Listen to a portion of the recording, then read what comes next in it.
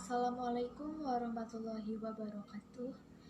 Alhamdulillahirabbil alamin wa bihi nasta'in ala umuri dunya waddin. Wassalatu wassalamu ala asrofil anbiya'i wal mursalin nabi bina wa maulana Muhammadin wa ala alihi wa ashabi ajmain wa man tabi'ahum bi ihsani ila yaumiddin. Amma ba'du.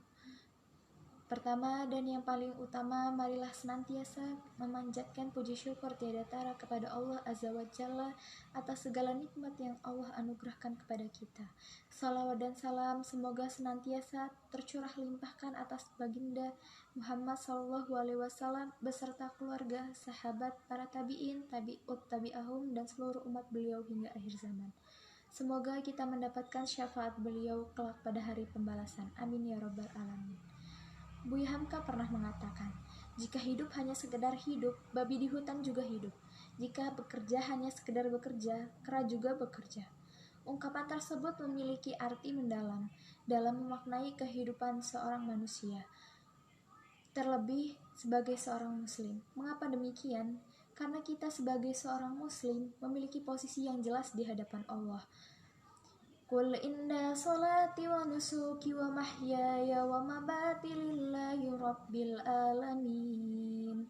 Sesungguhnya salatku, ibadahku, hidupku dan matiku hanya untuk Allah, pemelihara alam semesta. Quran Surat Al-An'am ayat 162. Seorang muslim harus menyadari bahwa hidup yang diberikan oleh Allah memiliki tujuan yang jelas, yaitu ibadah. Sehingga apapun yang dikerjakan selalu bermuara kepada Allah. Sebagai seorang muslim, kita sadar bahwa kita diciptakan oleh Allah dengan penuh kemuliaan.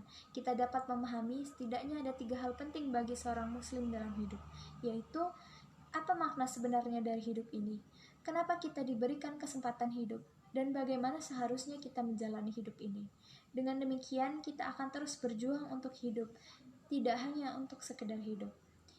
Rasulullah SAW mengajarkan kepada kita untuk memiliki tujuan hidup yang akan mengarahkan kepada kebahagiaan hidup di dunia dan akhirat, serta terbebas dari api neraka.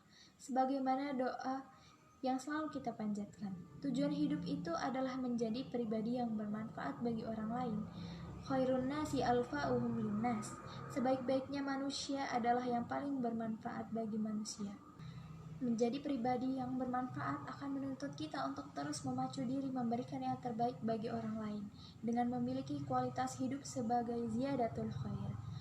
Salah satu sarana kebaikan yang dapat memberikan peluang terbaik bagi kita sebagai pribadi yang bermanfaat adalah perniagaan atau bisnis. Bahkan, bisnis dapat mengangkat kita kepada makom yang mulia bersama para nabi dan syuhada. Sebagaimana sabda Rasulullah SAW, At-tajiru sudukul aminu ma'an nabiyina wasidkina wasuhada.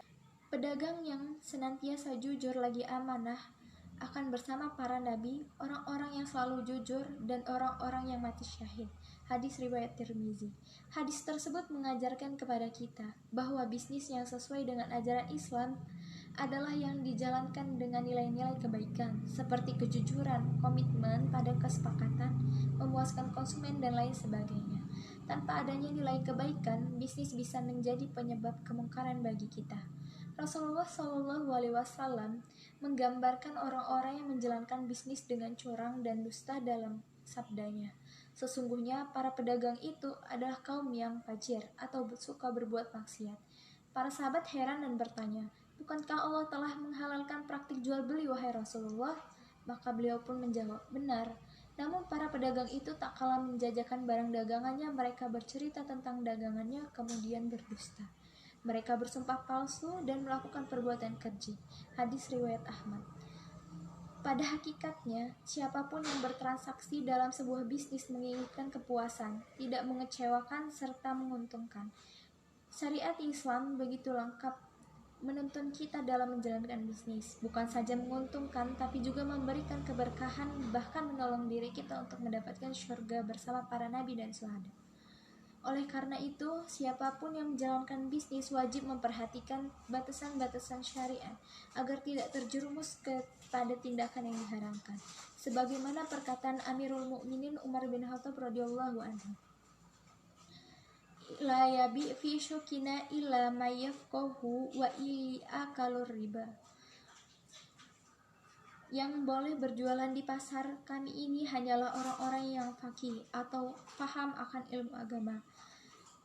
Karena jika tidak, maka dia akan menerjang riba. Bagi seorang muslim, tujuan utama dalam bisnis adalah keberkahan, di mana ciri utamanya adalah kemaslahatan. Agar bisnis yang kita jalani mendapatkan keberkahan, setidaknya kita harus memiliki 3 syarat. Yang pertama, bisnis yang dijalankan atas dasar ridho tanpa adanya paksaan. Yang kedua, produk yang ditransaksikan bisnis harus barang yang bermanfaat, bukan produk haram.